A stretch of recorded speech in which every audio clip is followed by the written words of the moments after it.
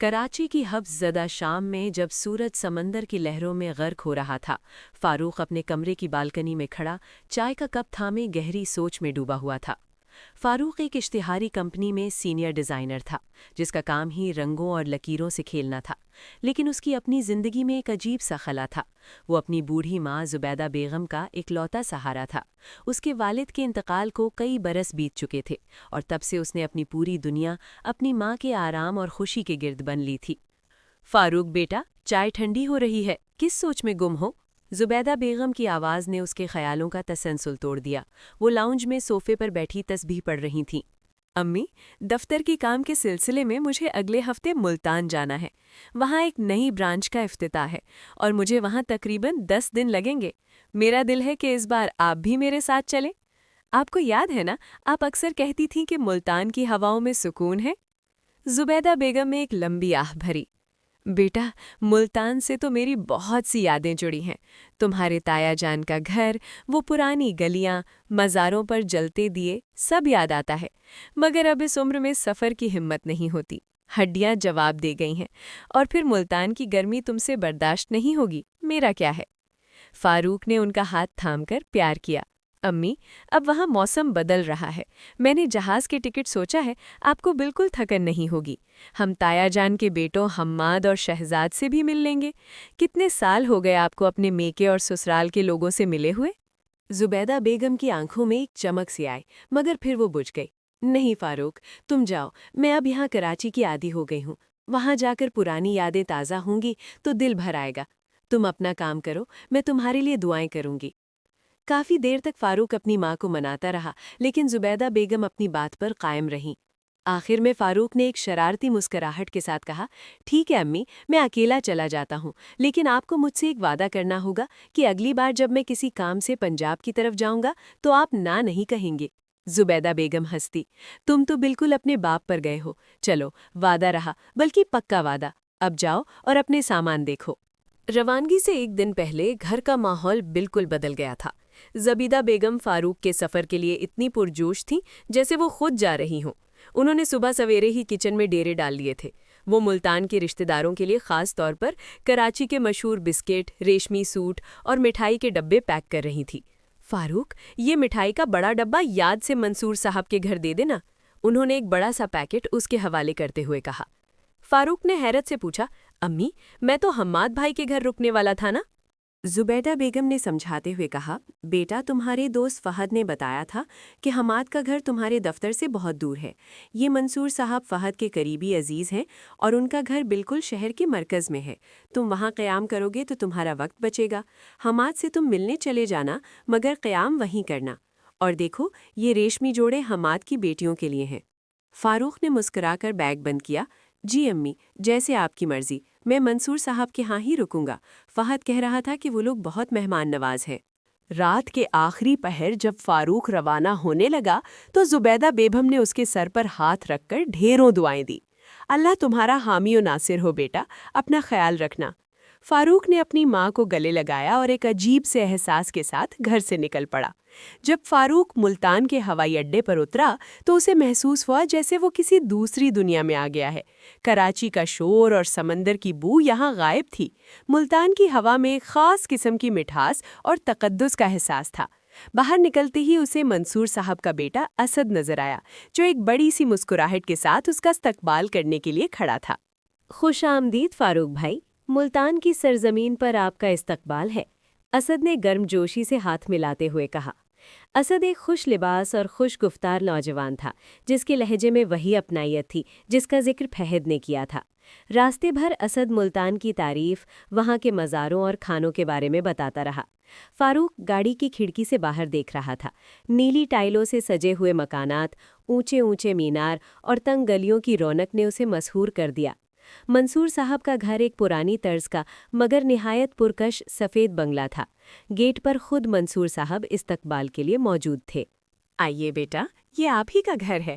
فہد نے آپ کے بارے میں بہت کچھ بتایا تھا۔ منصور صاحب نے شفقت سے فاروق کے کندھے پر ہاتھ رکھا۔ گھر کے اندر داخل ہوتے ہی ایک کشادہ صحن تھا، جس کے درمیان میں ایک پرانا نیم کا درخت لگا ہوا تھا۔ صحن کے ایک کونے میں کچھ تاریں بندھی ہوئی تھیں جن پر سفید ململ کے کپڑے سوکھ رہے تھے۔ فاروق کی نظر جیسے ہی ان کپڑوں پر پڑی، اس کے قدم وہیں رک گئے۔ وہ محض کپڑے نہیں تھے، بلکہ فن کا ایک ایسا نمونہ تھے جو اس نے پہلے کبھی نہیں دیکھا تھا۔ ان پر کاشی گری کے انداز میں نیلے اور سبز رنگوں سے ایسی فیبرک پینٹنگ کی گئی تھی کہ لگتا تھا جیسے کپڑے سانس لے رہے ہوں۔ فاروق بھائی، ادھر سے آئیے، اسد نے اسے پکارا، اور ذرا بچ کے، ان کپڑوں سے دور رہیے گا۔ یہ فضا بازی کی محنت ہے، اگر ایک دھبا بھی لگ گیا تو وہ پورے گھر کو سر پر اٹھا لیں گی۔ وہ اپنے کام کے معاملے میں بہت زیادہ حساس اور پوزیسو ہیں۔ فاروق نے چونک کر اسد کو دیکھا۔ فضا بازی؟ کیا یہ پینٹنگ انہوں نے کی ہے؟ اسد نے سر ہلایا۔ جی ہاں، وہ سارا دن انہی رنگوں کے ساتھ کھیلتی رہتی ہیں۔ وہ ایک اسکول میں پڑھاتی ہیں، مگر ان کا اصل جنون یہی آرٹ ہے۔ فاروق نے ایک بار پھر ان کپڑوں کو دیکھا۔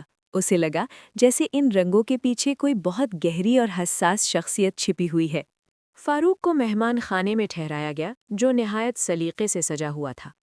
کمرے کی دیواروں پر بھی کچھ چھوٹے چھوٹے فریم لگے تھے جن میں وہی مخصوص آرٹ ورک موجود تھا۔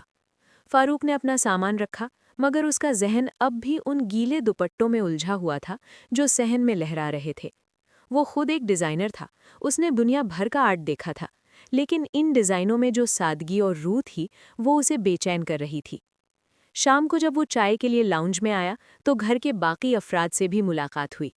منصور صاحب کی اہلیہ، جنہیں سب بیجی کہتے تھے، نہایت شفیق خاتون تھی۔ چائے کے دوران فاروق کی نظریں بار بار دروازے کی طرف اٹھتیں۔ وہ لاشعوری طور پر اس فنکارہ کو دیکھنا چاہتا تھا جس نے ان رنگوں کو جنم دیا تھا۔ فاروق بیٹا، کھانا تیار ہے، بیجی نے پیار سے کہا۔ کھانے کی میز پر سب موجود تھے سوائے فضا کے۔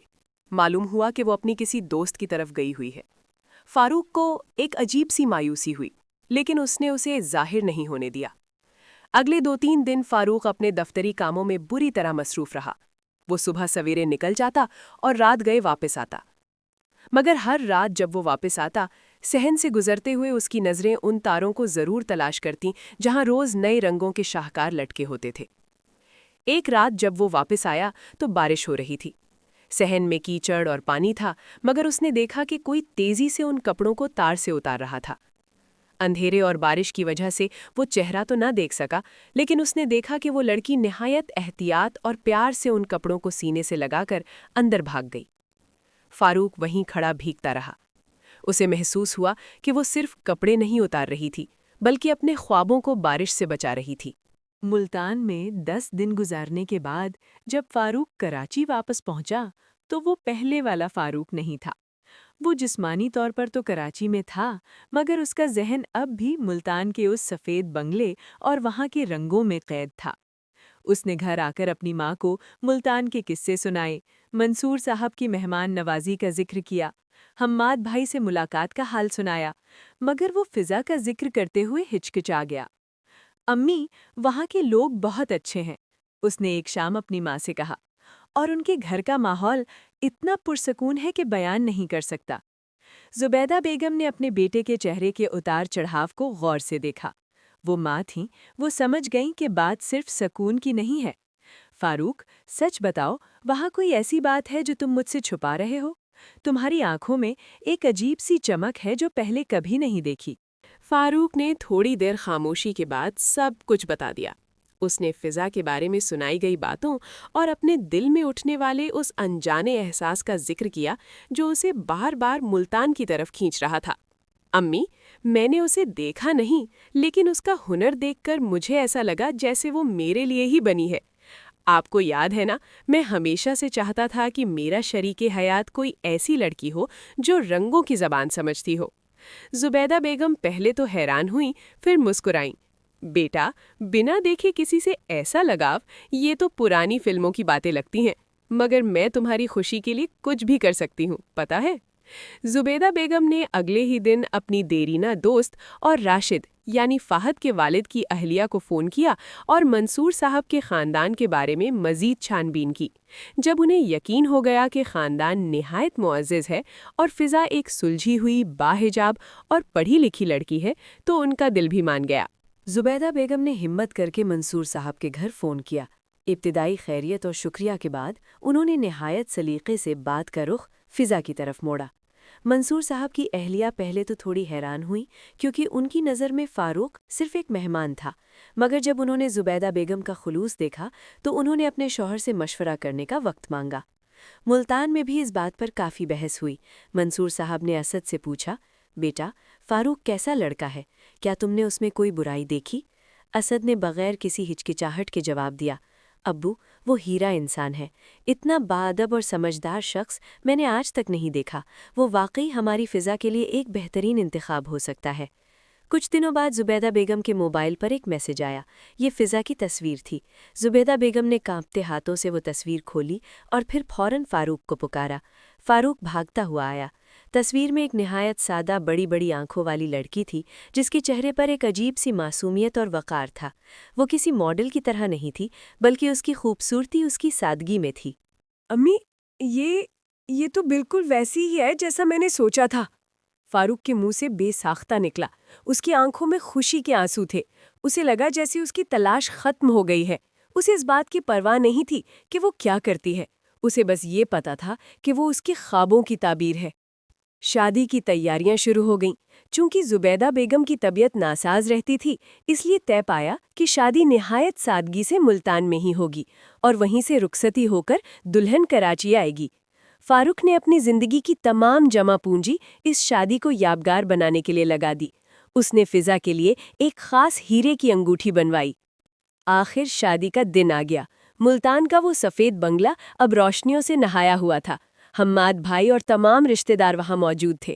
فاروق جب دلہا بن کر وہاں پہنچا تو اس کا استقبال پھولوں کی پتیوں سے کیا گیا۔ اسد نے اسے چڑھاتے ہوئے کہا، فاروق بھائی، اب تو آپ ہمارے باقاعدہ رکن بننے والے ہیں۔ اب آپ کو فضا باجی کے غصے سے بھی بچنا ہوگا، خاص طور پر جب ان کے رنگوں کی بات آئے۔ فاروق صرف مسکرا دیا۔ اس کا دل تو بس اس لمحے کا منتظر تھا جب وہ فضا کے سامنے بیٹھے گا۔ نکاح کے بول پڑھے گئے، مٹھائی بنٹی، اور آخرکار وہ گھڑی آ گئی جب اسے دلہن کے کمرے میں جانے کی اجازت ملی۔ کمرے میں داخل ہوتے ہی فاروق کو گلاب کی تیز خوشبو محسوس ہوئی۔ سامنے بیڈ پر فضا سرخ جوڑے میں ملبوس گھونگھٹ نکالے بیٹھی تھی۔ فاروق کا دل اتنی زور سے دھڑک رہا تھا کہ اسے اپنی دھڑکن سنائی دے رہی تھی۔ وہ دھیرے سے اس کے پاس بیٹھا اور اپنی جیب سے وہ خاص انگوٹھی نکالی۔ فضا، میں نہیں جانتا کہ میں اپنی خوشی کا اظہار کیسے کروں، اس نے دھیمی آواز میں کہنا شروع کیا۔ میں نے تمہیں کبھی نہیں دیکھا تھا، لیکن تمہارا وہ ہنر، وہ رنگ جو تم ان سفید کپڑوں پر بکھیرتی تھی، انہوں نے میرا دل جیت لیا تھا۔ میں نے یہ انگوٹھی خاص طور پر تمہارے ان فنکار ہاتھوں کے لیے بنوائی ہے۔ فضا نے خاموشی سے اپنا ہاتھ آگے بڑھایا۔ فاروق نے جیسے ہی اس کی انگلی میں انگوٹھی پہنائی، فضا نے آہستہ سے اپنا گھونگھٹ اٹھایا۔ اس کی آنکھوں میں حیا کے ساتھ ساتھ ایک عجیب سی حیرت تھی۔ آرٹسٹ؟ فضا نے دھیمی آواز میں پوچھا۔ فاروق صاحب، آپ کس آرٹ کی بات کر رہے ہیں؟ فاروق تھوڑا ہکا بکا رہ گیا۔ وہی فیبرک پینٹنگز، وہ نیلی کاشی گری کے ڈیزائن جو میں نے آپ کی صحن میں دیکھے تھے۔ اسد نے کہا تھا کہ وہ آپ کی محنت ہے اور آپ اپنے کام کے بارے میں بہت حساس ہیں۔ فضا پہلے تو ساکت رہ گئی، پھر اس کے لبوں پر ایک فاتحانہ مسکراہٹ آئی جو آہستہ آہستہ ایک معصوم قہقہے میں بدل گئی۔ او میرے خدایا، فاروق صاحب، آپ کو بہت بڑی غلط فہمی ہوئی ہے۔ فاروق کا رنگ اڑ گیا۔ غلط فہمی؟ کیا مطلب؟ فضا نے ہنستے ہوئے بتایا، وہ کپڑے میرے نہیں تھے، وہ تو ہماری پڑوسن نسرین آپا کے تھے۔ وہ بیوہ ہیں اور گھروں میں کپڑے پینٹ کر کے اپنا گزارا کرتی ہیں۔ ان کے گھر میں رنگائی کی جگہ نہیں تھی، اس لیے وہ ہمارے صحن کی تاریں استعمال کرتی تھیں۔ اسد تو بس آپ کو چھیڑ رہا تھا کیونکہ اسے پتا تھا کہ آپ آرٹ کے شوقین ہیں۔ اسے کیا معلوم تھا کہ آپ اسے سچ سمجھ لیں گے اور رشتہ بھی بھیج دیں گے؟ فاروق کے پاؤں تلے سے جیسے زمین نکل گئی۔ اس نے جس محل کی بنیاد ایک آرٹسٹ بیگم پر رکھی تھی، وہ ایک ریت کا ڈھیر ثابت ہوا۔ وہ کچھ دیر تک بول نہ سکا، بس ساکت بیٹھا فضا کو دیکھتا رہا۔ فاروق کو لگا جیسے اس کے ساتھ دھوکا ہوا ہے، لیکن جب اس نے فضا کے معصوم چہرے کو دیکھا تو اسے احساس ہوا کہ اس میں فضا کا کیا قصور؟ اس نے تو کبھی دعویٰ نہیں کیا تھا۔ فضا نے اس کی خاموشی بھانپ لی اور سنجیدگی سے بولی، فاروق صاحب، میں جانتی ہوں کہ آپ کو مایوسی ہوئی ہوگی۔ میں ایک سادہ سی اسکول ٹیچر ہوں، مجھے رنگوں سے کھیلنا نہیں آتا، لیکن میں یہ جانتی ہوں کہ زندگی کے رنگ کیسے سنبھالے جاتے ہیں۔ کیا ایک عورت کا اصل آرٹ اس کا گھر، اس کی محبت اور اس کی وفاداری نہیں ہوتی؟ کیا آپ کو صرف ایک پینٹر چاہیے تھی یا ایک شریک حیات؟ انسان کی قدر اس کے ہنر سے نہیں، اس کی روح سے ہوتی ہے۔ اس نے فضا کے ہاتھوں کو دیکھا جو مہندی سے سجے ہوئے تھے، اور اسے وہ کسی بھی پینٹنگ سے زیادہ خوبصورت لگے۔ تم ٹھیک کہہ رہی ہو فضا، فاروق نے گہرا سانس لیتے ہوئے کہا۔